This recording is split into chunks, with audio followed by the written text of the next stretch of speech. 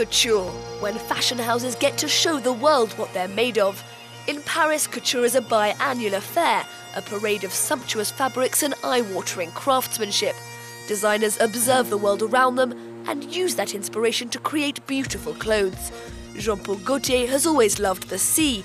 His next winter collection is heavily inspired by the French coastal region of Brittany. It's an homage to Brittany and to galettes. You can't call them crepes, they're galettes. So there are skirts in the shape of galettes which are round, made out of a disc shape. For me, it's a very new sort of collection. Paul Gaultier reworks Celtic traditions, from the pinafores to the hair. I think that in all my collections you can see that there have been different places, different ethnicities that have influenced me enormously. Why not include one that exists within our own country? You'll see black models with traditional Breton hairs in this show. Well, good. Of course. Haute Couture and the leading ladies of the silver screen have always had a certain understanding. If you know who you really are and you're comfortable in your own skin, that means you're fearless. So like, to me, that is sexy. When somebody owns it, doesn't matter what they're owning. You can own being evil, you can own being beautiful, you could own being nice, you could own being humble. But when you own it, like it's yours and nobody can ever break it, that to me is the sexiest thing on the planet. I just love those people. I want to eat them all. That's why you are here at Paul Gaultier's show. Yes, he's very sexy because he doesn't give up. DIOR is once again showing at Paris's Rodin Museum. An ornate construction decorated in pointillist paintings provides the stage. He's really meticulous because in the end, each girl looks amazing. You get the impression that he's taken the time to create something beautiful especially for you, and that makes you feel important and beautiful. Raf Simons took inspiration from the great Flemish masters, Hieronymus Bosch and his Garden of Earthly Delights in particular. I find a lot of contrast in that painting. You know, there was something very pure, but there was something very kind of forbidden, something dark, and I think that was very much in my interest to explore that with this collection and over time also. So I think it was also about deconstruction in a way. Deconstructing the Christian Dior of the 50s to make it relevant today. I thought it was wonderful, truly magnificent. That reserved way they were holding their jackets, and I love those Victorian lines. The dresses at the start, so fluid. I thought it was magnificent.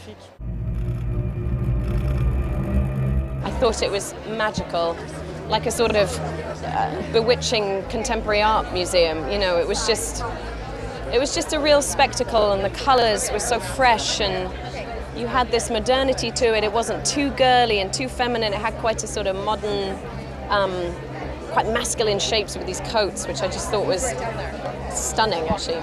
Beautiful. ADELINE ANDRÉ, the most rebellious and avant-garde of the Parisian couturiers, she too looked to abstract art for her colour palette. As for the silhouettes, her layers of translucent material make for an ethereal vision. I found a cut where the back part winds around the sleeves and it makes a spiral. And when you take it off, it makes these sort of big leaves which fall down. At Chanel, time to place your bets. Karl Lagerfeld transformed Paris's Grand Palais into a decadent 30s-style casino. Using a new technique in 3D printing, the jackets were all cut from a single piece of cloth. A collection as opulent as it was innovative. It was quite joyful, the fact that you could kind of move around the space. It was a little less academic than usual.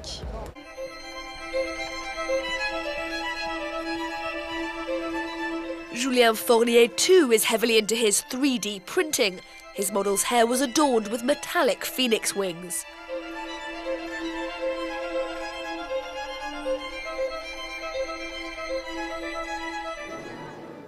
Designers sometimes complain that people don't dress up enough. For Ecce, the 1980s are a key source of high glamour inspiration.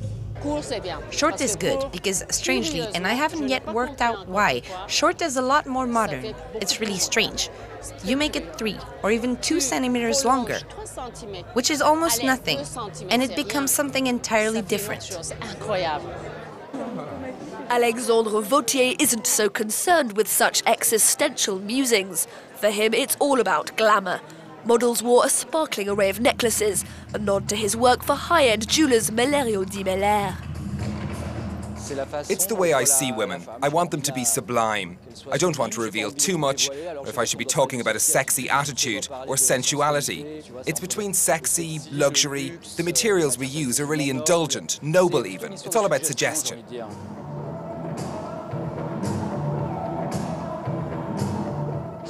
I love it. It's short. The asymmetry of it. Yes, it's Olivia Newton-John revisited. Not bad at all. There's the official Couture Fashion Week and the unofficial one. Charlie Le MINDU, art hairdresser extraordinaire, showed his astonishing work at the world-renowned Crazy Horse Cabaret Bar. Haute Couture can